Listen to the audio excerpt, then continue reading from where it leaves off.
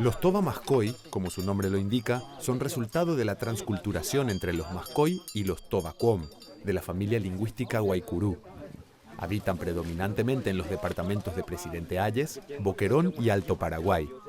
La historia de los Toba Mascoy también está estrechamente vinculada a la Ley de Venta de Tierras Públicas de 1885, que permitió vender grandes extensiones de tierra a empresas privadas. Gran parte del territorio Toba Mascoy quedó en manos de Carlos Casado S.A., responsable de la deforestación de grandes extensiones de bosques para la fabricación de tanino, un químico hecho a base del quebracho colorado, muy utilizado en todo el mundo para curtir el cuero. El quebracho del que se extrae el tanino requiere condiciones mínimas para su corte. Un árbol es apto cuando rinde un palo no menor de 200 kilos. Los indígenas Toba Mascoy y los Sangaité, incluidos niños y niñas, pasaron a ser utilizados en las fábricas. Ahí entraron en contacto con los blancos, que como consecuencia trajo el deterioro de su cultura y la proliferación de enfermedades como tuberculosis o enfermedades de transmisión sexual.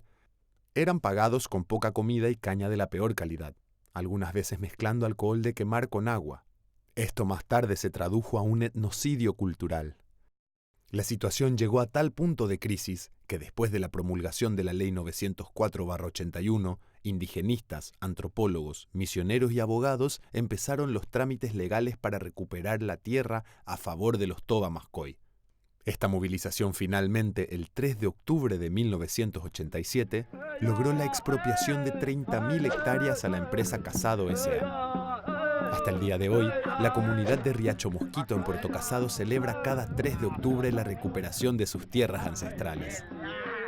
Es un momento en el que los casadeños, estudiantes, religiosos y activistas Toba Mascoy celebran y demuestran que es posible y es un deber para la sociedad nacional y el Estado la reparación histórica a los pueblos indígenas.